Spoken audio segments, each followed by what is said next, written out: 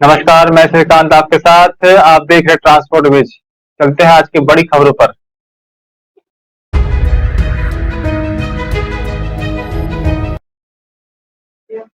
अखिलेश यादव का बड़ा ऐलान, खाली बैठकर क्या करेंगे, हमारा काम ही है चुनाव लड़ना। 2024 में कन्नौज से सांसद लड़ने का दिया संकेत।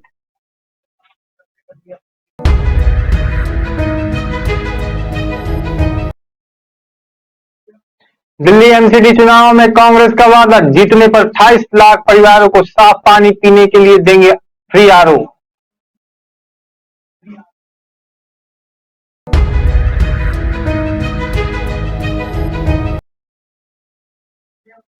कीव की 70% आबादी अंधेरे में डूबी। रूस के मिसाइल हमले के बाद बिजली सप्लाई हुई ठप।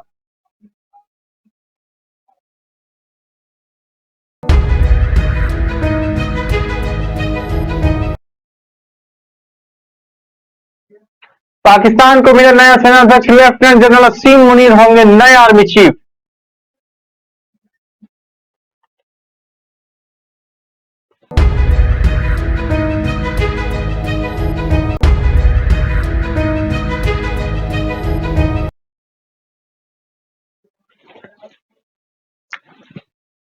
नए राजनीतिक खबरों में विस्तार से। उत्तर प्रदेश के नेताजी मुलायम सिंह यादव के निधन से युक्त हुई मैनपुरी लोकसभा चुनाव में समाजवादी पार्टी के और यादव परिवार ने अपनी पूरी ताकत झोंक दी है। इसी क्रम में आज कन्नौज पहुंचे समाजवादी पार्टी के राष्ट्रीय अध्यक्ष ने इशारों में 2024 का प्लान भी बता दिए हैं। अखिलेश यादव ने संकेतों में कह दिया है कि 2024 के लोकसभा चुनाव में कन्नौज लोकसभा सीट से मैदान में उतरेंगे। कन्नौज के पूर्व चेयरमैन के बेटे के तिलकोत्सव में शिरकत करने पहुंचे पूर्व सीएम अखिलेश यादव ने मीडिया से बातचीत करते हुए यह संकेत दिया कि वे 2024 में लोकसभा का चुनाव कन्नौज से लड़ेंगे। अखिलेश यादव से जब डिंपल यादव के मैनपुरी से उपचुनाव लड़ने पर सवाल पूछा गया तो अखिलेश यादव ने कहा कि 2024 में भी चुनाव हम खाली बैठकर क्या करेंगे, हमारा काम ही है चुनाव लड़ना। चुनाव लड़ेंगे यहाँ पर जहां पहला चुनाव लड़े हैं वहीं से चुनाव लड़ेंगे।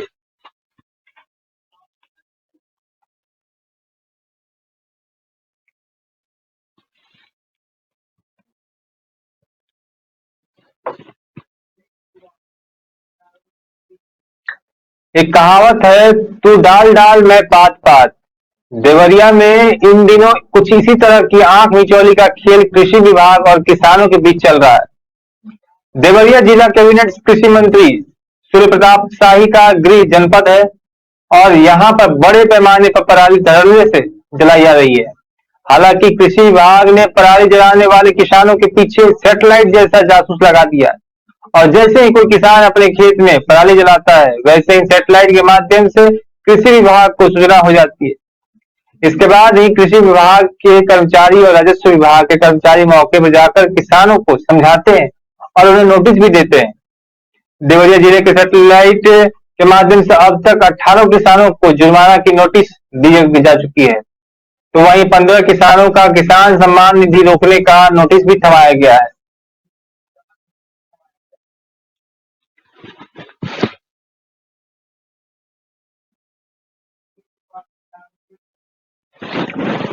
दिल्ली में एमसीडी चुनाव को लेकर सभी पार्टियां कमर कस चुकी हैं। दिग्गज नेता गली मोहल्लों में चुनाव प्रचार करते दिख रहे हैं। सभी पार्टियां चुनाव जीतने के लिए तरह तरह की घोषणा भी कर रही है। कांग्रेस ने भी अपना घोषणा पत्र जारी कर दिया है। कांग्रेस ने चुनाव में जीत दर्ज करने पर घर घर आरओ देने का वादा किया है। कांग्रेस ने 28 लाख परिवारों को स्वच्छ पानी के लिए फ्री आरओ बांटने की घोषणा पत्र में शामिल किया है। कांग्रेस ने सरकार पर निशाना साधते हुए कहा कि केजरीवाल फ्री पानी नहीं, फ्री बीमारी बांट रहे हैं।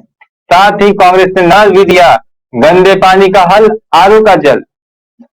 कांग्रेस ने दिल्ली में गरीब लोगों को साफ पानी के लिए सभी परिवारों को आरओ देने की घोषणा की है और कांग्रेस ने कहा कि एमसीडी चुनाव में जीत दर्ज करने के बाद कांग्रेस दिल्ली के करीब गरीब लोगों को स्वच्छ पानी देगी और आरओ का इंतजाम करेगी। कांग्रेस ने केजरीवाल सरकार पर हमला बोलते हुए कहा कि दिल्ली के अंदर गंदे पानी से 4 साल में डायरिया, टाइफाइड, कॉलरा करीब 31 लाख मरीज इलाज के लिए अस्पतालों में आए हैं। दिल्ली में खराब पानी के कारण किडनी और लीवर की बीमारियां भी बढ़ी हैं।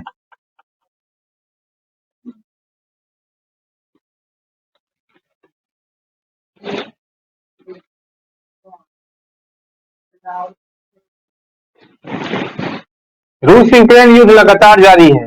दोनों तरफ से लगातार हमले किए जा रहे हैं। रूस यूक्रेन पर लंबी दूरी की मिसाइल से हमला भी कर रहा है। इसी बीच रूस यूक्रेन युद्ध को लेकर एक बड़ी खबर सामने आई है। रूस के मिसाइल हमले के बाद से कीव में बिजली आपूर्ति बाधित हो गई है। 23 नवंबर को रूस के हमले के बाद कीव की 70% आबादी वाले के लिए बिजली सेवा आपूर्ति ठप हो गई है। यहाँ घना अंधेरा छाया हुआ है। बिजली सप्लाई बाधित होने की से लोगों के सामने भारी समस्या भी खड़ी हुई है। रूस द्वारा कई किए गए मिसाइल के हमलों से रूस की 70% आबादी के लिए भारी किल्लत है। बिजली नहीं होने के कारण यहाँ पानी की भी किल्लत हो रही है।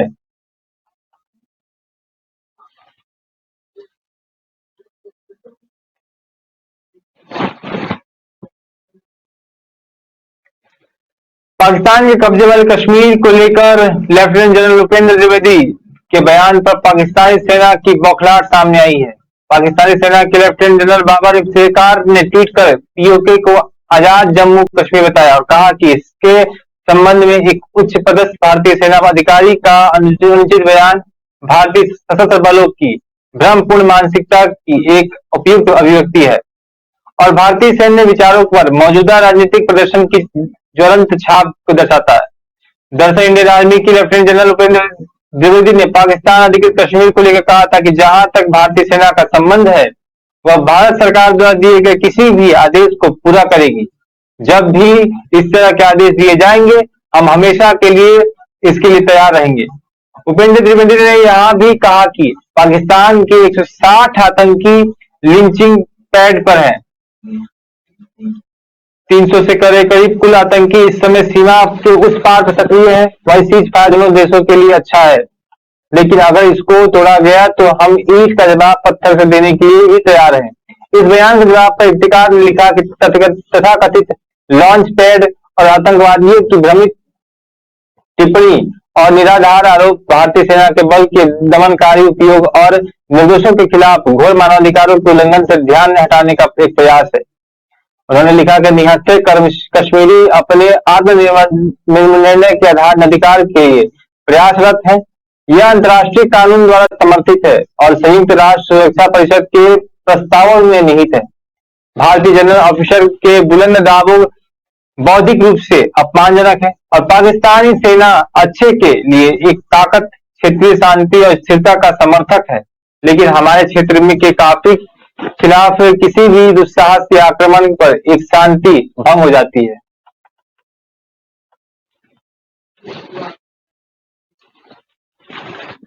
अमेरिका पर मंदी का खतरा बढ़ता जा रहा है। अभी तक रेटिंग एजेंसी और इन्वेस्टर्स फर्म की एक इसका दावा कर रहे थे, लेकिन अब अमेरिकी केंद्रीय बैंक फेडरल रिजर्व के सदस्यों ने भी मंदी कराने की आशंका जताई है। फेडरल रिजर्व के सदस्यों ने कहा है कि अमेरिका पर मंदी का खतरा और गहराता जा रहा है। अब इसकी आशंका बढ़कर 50% पहुंच गई है। उपभोक्ता कर खर्च में गिरावट और ब्याजों में दरों में लगातार हो रही बढ़ोतरी की वजह से यह खतरा और गहरा रहा है। फेडरल रिजर्व के स्टॉक इकोनॉमिस्ट ने कहा है कि ग्लोबल इकोनॉमी पर भी मंदी का खतरा बढ़ रहा है। मार्च से ब्याज दरों में लगातार बढ़ोतरी करने वाले फेड रिजर्व ने पहली बार मंदी को लेकर कोई अनुमान दिया है। 1 से 2 दिसंबर को फिर फेडरल कमेटी की बैठक होनी है, जिसमें एक बार फिर ब्याज दरें बढ़ाने का फैसला किया गया है। हालांकि इसके से पहले फेड रिजर्व की ओर से जारी मिन्ट्स में कहा गया है कि निजी खर्च में लगातार गिरावट आ रही है और फाइनेंशियल कंडीशन लगातार सख्त होती जा रही है। इससे मंदी का खतरा और बढ़ जा सकता है। वहीं महंगाई को थामने के लिए हो रही ब्याज दरों में बढ़ोतरी का असर भी विकास दर पर दिखेगा और इसमें सुस्ती भी आ सकती है।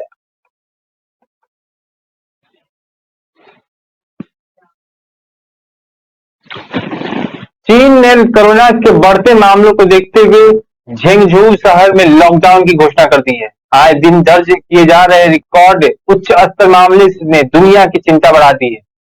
बुधवार को चीन में रोजाना केस 31,454 पहुंच गया। राष्ट्रीय स्वास्थ्य ब्यूरो के आंकड़ों से पता चलता है कि महामारी की शुरुआत के बाद से चीन के रोजाना कोविड मामले रिकॉर्ड उच्च स्तर पर पहुंच गए हैं। चीन की 1.4 बिलियन की विशाल आबादी में यह संख्या अगर बढ़नी शुरू हुई तो पूरे दुनिया के लिए वापस से मुसीबत बढ़ जाएगी।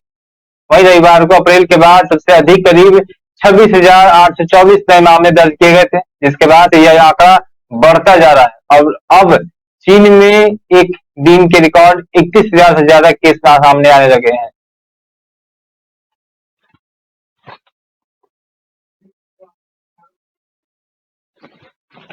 सीरिया के कुर्द लड़ाकों के खिलाफ तुर्की के चल रहे स्पेशल ऑपरेशन की लड़ाई पूर्वोत्तर सीरिया में अमेरिकी सेना के कैंप के पास आज पहुंची है।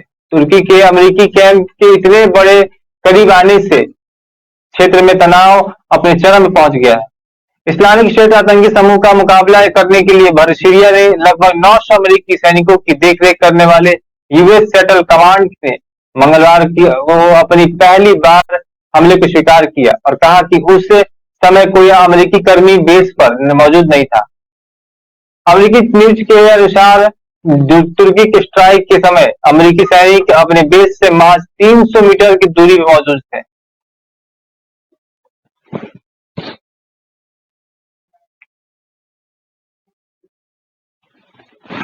पाकिस्तान को आखिरकार नया सेनाध्यक्ष मिल गया है। लेफ्टिनेंट जनरल असीम मुनीर पाकिस्तान के नए आर्मी चीफ होंगे। पिछले कुछ दिनों से नए सेनाध्यक्ष को लेकर कयासबाजी का दौर चल रहा था।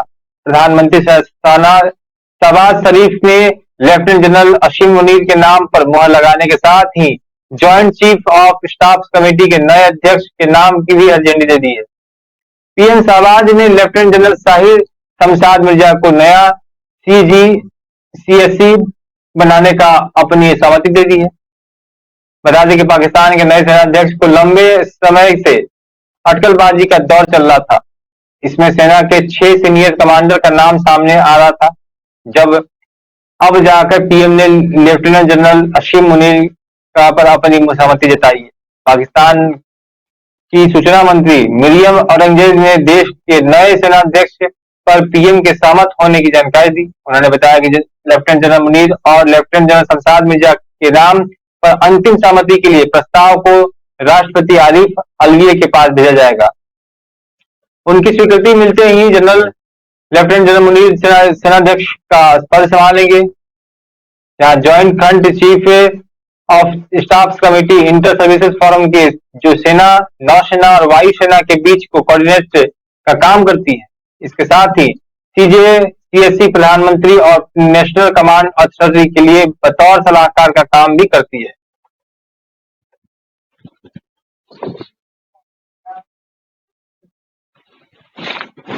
भारत के टाई ब्रेकर तक चले मुकाबले में फ्रांस को पराजित करके FIDE विश्व टीम शतरंज चैंपियनशिप में के सेमीफाइनल में प्रवेश किया है। पर दोनों मुकाबले में दोनों टीम बराबरी पर रही, जिसके बाद बिल्ड टाई ब्रेकर का सहारा लिया गया, जिसमें भारत ने 2.5 से 1.5 के अंतर से जीत दर्ज की। भारत की जीत में नायक निहाल सरीन और SL नारायण रहे हैं, जिन्होंने क्रमशः जुल्स मैसॉड और लॉरेंट फ्रेसिनेट को हराया।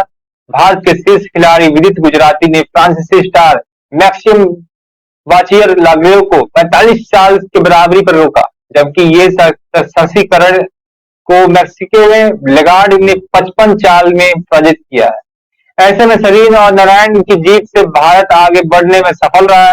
सेमीफाइनल में भारत का मुकाबला उज्बेकिस्तान से होगा और उज्बेकिस्तान ने यूक्रेन को हराकर अंतिम 4 में जगह बना चुकी है।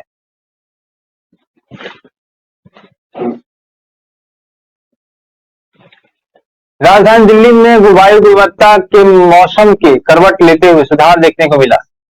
गुणवत्ता में सुधार होकर वायु में प्रदूषण का स्तर मध्यम श्रेणी पर मापा गया है। System of air quality and weather forecasting and research के अनुसार दिल्ली में समग्र वायु गुणवत्ता सूचकांक आज सुबह 173 रहा है। दिल्ली में वायु प्रदूषण का स्तर बीते दिन में बहुत खराब से खराब श्रेणी में आया था। हवा में सुधार का एक बड़ा कारण चल रही हवाओं को भी माना जा रहा है। वहीं आपको बता दें कि 0 से 100 तक का वायु गुणवत्ता सूचकांक अच्छा माना जाता है, जबकि 100 से 200 तक मध्यम, 200 से 300 खराब और 300 से 400 तक बहुत खराब और 400 से जो 500 के वायु गुणवत्ता है उसके ऊपर गंभीर माना जाता है। दिल्ली की वायु गुणवत्ता में सुधार पड़ोसी राज्यों में पराली जलाने की घटनाओं से आई गिरावट के कारण भी हुआ है।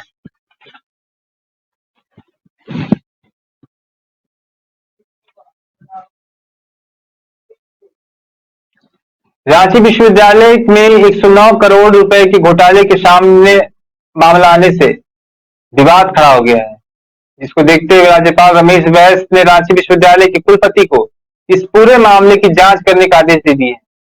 उन्होंने कहा है कि इस मामले को गंभीरतापूर्वक समीक्षा करें और इस घोटाले से संबंधित दोषियों के खिलाफ बिना किसी देरी की प्राथमिकी दर्ज करें। इस मामले के बारे में रांची विश्वविद्यालय के प्रभारी कुलपति डॉक्टर अजीत कुमार सिन्हा ने तत्कालीन कुलपति डॉक्टर कामिनी कुमार के कार्यकाल में हुई अनियमितताओं के बारे में राज्यपाल को जानकारी दी थी। इसके बारे में मामले की समीक्षा की गई। इस मामले में समीक्षा के बाद प्रथम कुछ बिंदुओं पर दोषी पाया गया, जिसके बाद राज्यपाल ने जांच के लिए डॉक्टर कामिनी कुमार को रांची विश्वविद्यालय से कोल्हान विश्वविद्यालय चाईबासा ट्रांसफर कर दिया।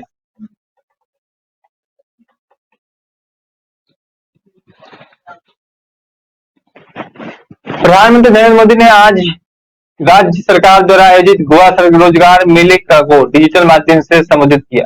इस रोजगार मेले में विभिन्न विभागों के पदों के लिए 1250 लोगों को नियुक्ति पत्र सौंपे गए। इस मौके पर पीएम मोदी ने कहा कि मुझे खुशी है कि जहां जहां राज्यों में बीजेपी की सरकार है, डबल इंजन की सरकार है, वहां राज्य सरकारें भी ऐसे रोजगार मेले का आयोजन कर रही है। उन्होंने कहा कि गोवा में रोजगार के अवसर बढ़ रहे हैं। आज गोवा सरकार ने अहम कदम उठाया है। गोवा सरकार के विभिन्न विभागों में अनेकों नौजवानों को आज सामूहिक नियुक्ति पत्र दिए जा रहे हैं। नियुक्ति पत्र पाने वाले सभी युवाओं और उनके माता पिता को बहुत बधाई। जहां बीते 8 वर्षों में केंद्र सरकार ने गोवा के विकास के लिए हजारों करोड़ रुपए का निवेश किया है, वहीं लगभग 3000 करोड़ रुपए की लागत से मोपा में बन रहे हवाई अड्डे का लोकार्पण जल्दी होने जा रहा है। इस हवाई अड्डे के निर्माण से जुड़े कार्यों में गोवा के हजारों लोगों का रोजगार मिला है। वहीं मोदी ने कहा कि मुझे बताया गया है कि आने वाले कुछ महीनों में गोवा पुलिस समेत अन्य विभागों में कई भर्तियां होने वाली है। इससे गोवा पुलिस और मजबूत होगी और नागरिकों, पर्यटकों की सुरक्षा के क्षेत्र में बहुत बड़ी सुविधा बढ़ने वाली है। गोवा में धान, नारियल और अन्य फसलों की खेती करने के लिए सेल्फ हेल्प ग्रुप से भी जुड़ा जा रहा है और इस कदम से गोवा के किसानों को शक्ति मिल रही है। प्रदेश में रोजगार और स्वरोजगार के अवसर भी बढ़ रहे हैं।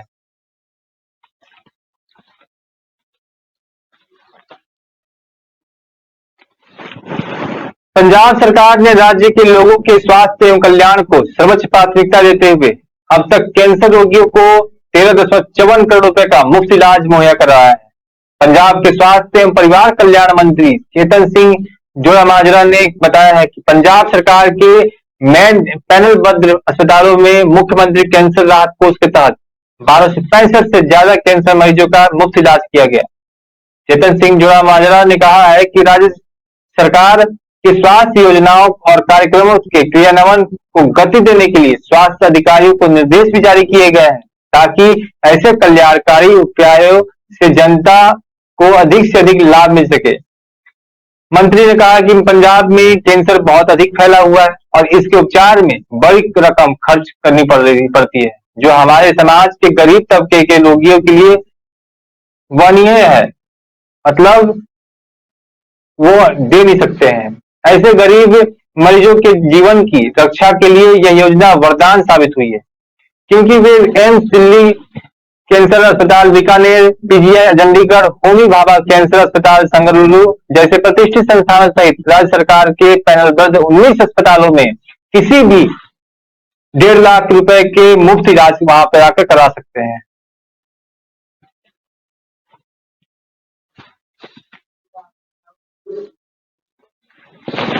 अगर आप एमबीबीएस में पढ़ रहे हैं और एनईटी परीक्षा की तैयारी कर रहे हैं तो आपके लिए एक महत्वपूर्ण जानकारी है इस जानकारी के अनुसार नेशनल मेडिकल कमीशन यानी एनएमसी ने नए नियम बनाए हैं जो सभी पर लागू होंगे। इस नियम के तहत अब एमबीबीएस परीक्षा पास करने वाले अनगिनत मौके नहीं दिए जाएंगे।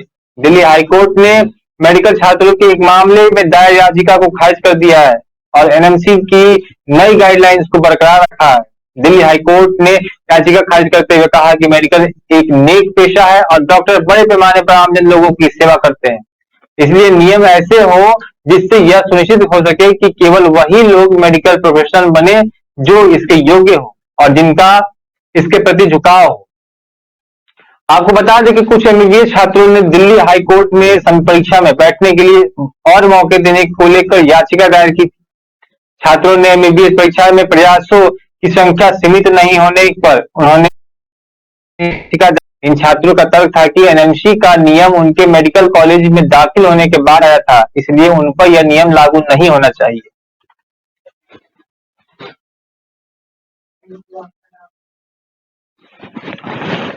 वैश्विक निवेशकों से मिलने के उत्तर प्रदेश के मुख्यमंत्री योगी आदित्यनाथ की यूरोप, यूएई और यूएससी की पहली यात्रा शुरू होने वाली है। ग्लोबल इन्वेस्टर समिट में प्रधानमंत्री नरेंद्र मोदी मुख्य अतिथि और 10,000 से अधिक हाई प्रोफाइल प्रतिनिधियों की उपस्थिति। स्पेशल ड्रोन शो आगामी फरवरी में लखनऊ में मेगा समिट के लिए सब योजनाएं बनाई जा रही हैं। मुख्यमंत्री ने 10 से 12 फरवरी 2023 तक चलने वाले 3 दिवसीय इन्वेस्टर समिट के दौरान उत्तर प्रदेश में 10 लाख करोड़ रुपए के निवेश आकर्षित करने का एक बड़ा लक्ष्य तय किया है। इसके लिए स्वयं मुख्यमंत्री योगी आदित्यनाथ आगे से आकर नेतृत्व कर रहे हैं और समिट से पहले संभावित निवेशकों से व्यक्तिगत रूप से मिलने के लिए विदेश यात्रा पर भी जा रहे हैं। उत्तर प्रदेश सरकार के एक वरिष्ठ अधिकारी ने बताया कि सीएम योगी के दुबई, लंदन और अमेरिका के कई शहरों जैसे सैन फ्रांसिस्को, शिकागो, डलास जाने की अस्थायी योजना है।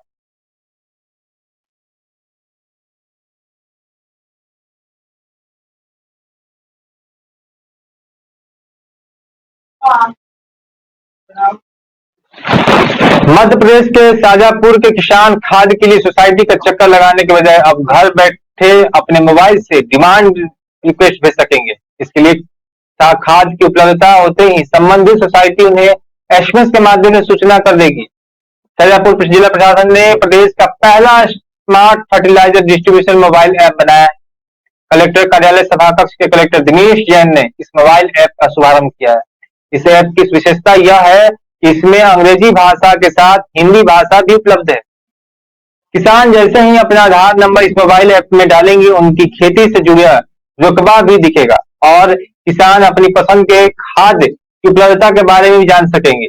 इसके साथ ही किसान मांग के अनुरूप रिक्वेस्ट भेज सकेंगे और इस रिक्वेस्ट के आधार पर संबंधित सोसाइटी को खाद की डिमांड के बारे में सूचना हो जाएगी और खाद उपलब्ध होते ही किसान को सूचना भी कर दी जाएगी। बता दें कि पिछले दिनों खाद वितरण में उजागर हुई थी। इसी को लेकर कलेक्टर दिनेश जैन ने खाद वितरण की व्यवस्था में किसानों को स्मार्ट तरीके से जोड़ने के लिए मोबाइल तकनीक एप्लीकेशन बनाने का विचार बनाया और एक निजी कंपनी से प्रयोग के तौर पर बिना कोई अतिरिक्त बजट की खर्च किए इसे बनवाया है।